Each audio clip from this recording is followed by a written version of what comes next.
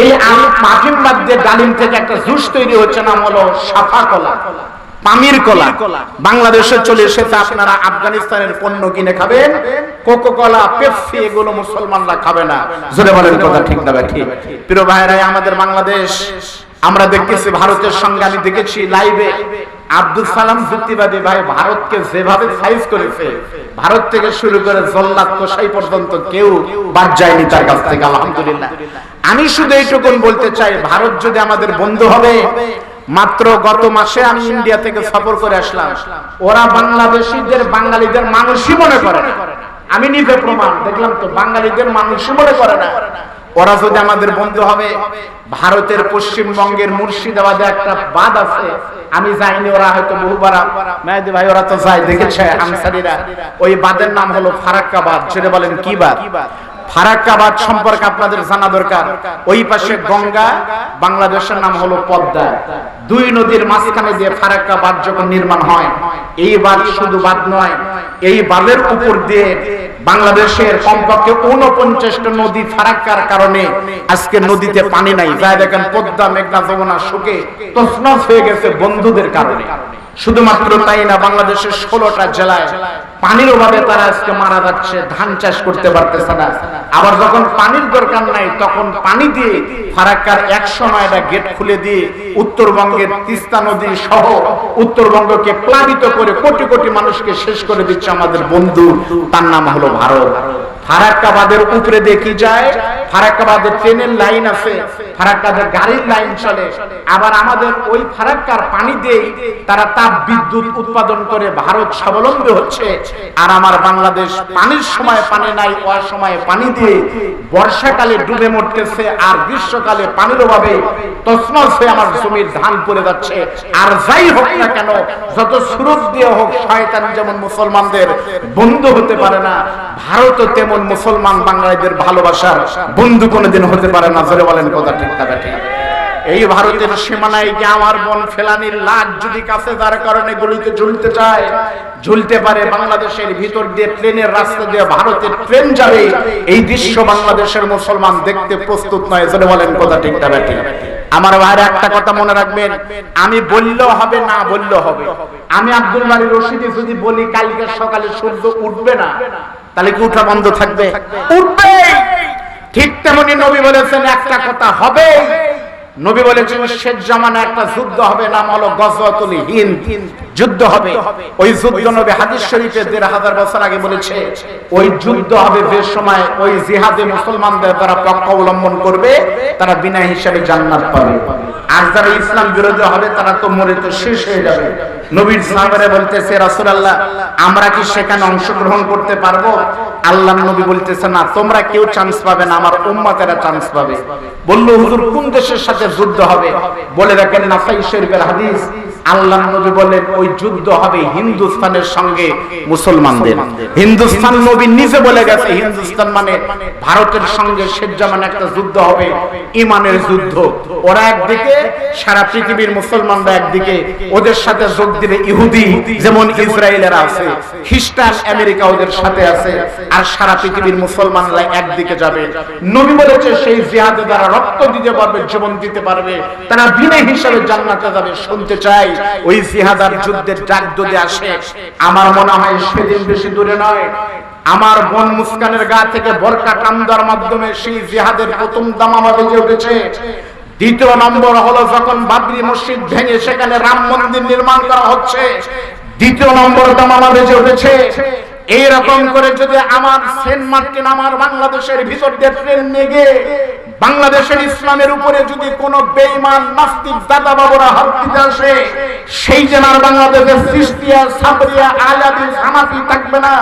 বাইতুল মুকাররম থেকে যদি বেঈমান আর দাদা বিরোধী ডাক আসে, ওই জিহাদে জীবন দিয়ে রক্ত দিয়ে নবী ঘোষিত ইমানের জান্নাতের চাবি নিতে কোন কোন মায়ের সন্তানেরা প্রস্তুত আছেন? দুই হাত তুলে দেখান, দুই হাত তুলে দেখান। আল্লাহু আকবার। কোরআনের আলো আরে জানো দুনিয়ার মুসলিম মুসলমানদের শত্রুরা হুঁশিয়ার সাবধান। লিল্লাহি তাকবীর। আল্লাহ কবুল করুন, বলেন আমিন। এই কথা আমাদের মনেই নাই যে আমাদের ভিতর দিয়ে ট্রানজিট নিয়ে ট্রেন আসতেছে, পানি না, এগুলো মনে নাই। আমরা এখন ব্যস্ত আছি রাসেল ভাই সাহেব নিয়ে। কোন ভাই? এনা আব্দুল সালাম ভাই, মেহেদি ভাই, আর আমরা ব্যস্ত রাসেল ভাই সাহেব। রাসেল ভাইকে নিয়ে। রাসেল ভাই পার আজকে নতুন না, আগেও ছিল। হঠাৎ করে কেন রাসেল ভাই পার এত ভাইরাল হলো? কারণ কি বলে বলেন? কারণ কি? কারণ হলো রাসেল ভাই সাহেবকে নিয়ে তোমরা ব্যস্ত থাকো, তোমাদের পাছার নিচে যেন রাসেল সাহেব না যায়, ওই দিক দিয়ে ট্রেন যাওয়ার দিক দিয়ে ঠিকই যাবে। বলে বলেন কথা ঠিক না? আর আমার দেশের মিডিয়াদের কোনো কাজ নাই। এই মিডিয়া না, বিটিভি, ইটিভি, সিটিভি, জিটিভি, এগুলো যে আছে কোনো কাজ নাই। প্রিন্স মামুন আল্লাহ, কিছুদিন আগে হলো হিরো, এরপর পরিমণি, এখন আবার নতুন করে ধরছে ওই দলটার নাম কি? না না না, নতুন করে হ্যাঁ এটা ধরছে রাসেল ভাই সাহেব। পরিস্থিতি এরকম, কাজ না থাকলে কি হবে? ট্রেনের ভিতরে যাচ্ছে, দুইজন গল্প করতেছে, ভাই আপনার বাড়ি কোথায়? বলতেছে আমার বাড়ি বগুড়া। বগুড়া? আমার বাড়িও বগুড়া। বলে আপনার বাড়ি বগুড়া কোথায়? উপশহর। আরে ধর্মী, আমার বাড়ি উপশহর। পাশে দাঁড়ায় আরেকজন শুনতেছে, কি বলে দুইজন? উপশহর কোথায় ভাই? 35 নম্বর রোডে। কারে ভাই আমার বাড়িও তো 35 নম্বর রোডে। 35 নম্বর রোডে, বাড়ির নম্বর কত? 4 নম্বর বাড়ি। আমার বাড়ি তো 4 নম্বর বাড়ি। আপনি কোন তলায় থাকেন? বলে আমি দোতলায় থাকি। তলায় থাকি, একই বাড়িতে থাকি, চিনতেছে না। পাশ থেকে আরেকজন লোক যে শুনতেছে, সে বলে ভাই বুঝতে পারতেছেন আপনাদের গল্প, একই বাড়িতে থাকেন, একই সবকিছু করেন, অথচ একজন আরেকজনকে চিনেন না। ঘটনা কি? কারে ভাই আপনি কথা বুঝেননি, ভাই আপনি চুপ করে থাকেন তো। আমরা বাপ আর বেটা মিলে যাবো সিলমারি, ভুল করে লোকাল ট্রেনে চড়ছি, এখন গল্প করার জিনিস নাই, সেজন্য এই গল্প করতেছি। সিলমারি পর্যন্ত তো কিছু একটা কোয়া লাগবে, এই জন্য এই গল্প করতেছে। আপনি কাম দেন কে? এখন ট্রেনের লাইন দাদারা আনা পর্যন্ত তো জাতিকে একটা কিছু করার লাগবে। এজন্য ভাই সামনে আপনারা ব্যস্ত থাকে, ওইদিকে দাদা সাপ যা করার সব করতেছে। জোরে বলেন কথা ঠিক। আমার বন্ধুগণ শুনেন, এই কুরবানি আর এই ঈদের দ্বিতীয় নম্বর শিক্ষা হলো কুরবানির গোশত নয়। আল্লাহ পাক বলেন, আমি আল্লাহ তোমাদের কুরবানির পশুর রক্ত, গোশত, বর্ষ কোনো কিছু আমি আল্লাহ চাই না। আমি আল্লাহ সবচাইতে বেশি পছন্দ করব বান্দা তোমার ভিতরে তাকওয়া। আল্লাহ পাক পবিত্র কোরআনে বলতেছেন, লা ইয়ানালাল্লাহু লুহুমুহা ওয়ালা দিমাউহা ওয়ালাকিন ইয়ানালুহু তাকওয়া মিনকুম। আমি আল্লাহ তোমার কুরবানির গোশত চাই না, রক্ত চাই না। বলেন তো ভাই, কুরবানির পশু জবে করলেন, তখন রক্ত চলে গেল মাটিতে, আর গোশত গেল আপনার পেটে আর ফ্রিজের ভিতরে। আল্লাহ কি পাইলো? আল্লাহ একটা জিনিস পাইছে, তার নাম হলো তাকওয়া। জোরে বলেন কি? আরো জোরে বলেন। আচ্ছা তাকওয়া জিনিসটা কি ভাই? আচ্ছা আমার কথা কি আপনারা বুঝতে পারতেছেন? আমার বাড়ি কিন্তু নাটোর, কিন্তু আমি আপনাদের বোঝার মতো করেই কিন্তু বলতেছি। জয়পুরহাটের ভাষা যে বগুড়ার মতো নাটোরের মতো তা কিন্তু না। 5 মাইল পর পর ভাষার পরিবর্তন আছে। আমাদের বগুড়ার অরিজিনাল ভাষা মামুতে আলু আলু, ওই কাউলে সোনাকে লিয়ে আলু। আপনাদের ভাষা ওই রকমই, কিন্তু একটু রং সং ভিন্ন। একটু কেমন? আপনাদের এলাকার মানুষ গরুকে বলে আপনি, আর বাপেক বলে তুই। গরুক বলে আপনি খাবেন খাবেন, দুধ কুদাবেন না, আর বাপেক বলেন কে বা তুই খাসু, এই দেখ খাসু লুসু, একটু টান আছে। আমার কথা তো আপনারা বুঝতেছেন? সবচাইতে বড় বিষয়ের নাম হলো তাকওয়া। তাকওয়া মানে হলো আল্লাহ ভীতি। জোরে বলেন কি ভীতি? আমি আপনাদেরকে বোঝাতে চাই হাদিস থেকে তাকওয়াটা কি। আমার দিকে তাকান আমার বন্ধুগণ, তাকওয়াটা কি? এই তাকওয়া বুঝতে গেলে আল্লাহর নবীর জান্নাতি 10 জন সাহাবী, যে সাহাবীদের ঘোষণা আল্লাহ কোরআন দিয়েছেন, 10 জন সাহাবীর ভিতরে নবীর জান্নাতি দ্বিতীয় নম্বর সাহাবী নাম হলো হযরত আমিরুল মুমিনিন খলিফাতুল মুসলিমিন, নাম হলো ওমর।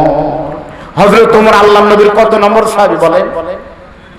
দ্বিতীয় নম্বর। 1 নম্বর কে আপনারা জানেন না?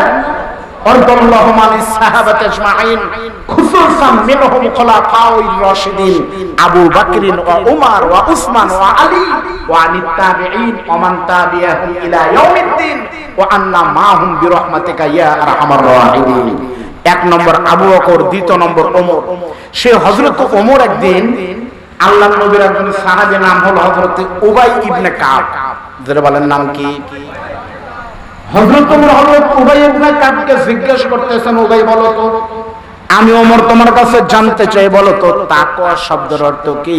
যখন বলছে তাকওয়া মানে কি, হযরত উবাই তখন ওমরের জবাব দেন নাই। হযরত ওমরকে তখন ডাক দিয়ে বলতেছে, আমিরাল মুমিনিন, ও খলিফাতুল মুসলিমিন, তাকওয়া শব্দের অর্থ কি আপনি আমাকে বলেছেন, বলেন তো তার আগে আপনি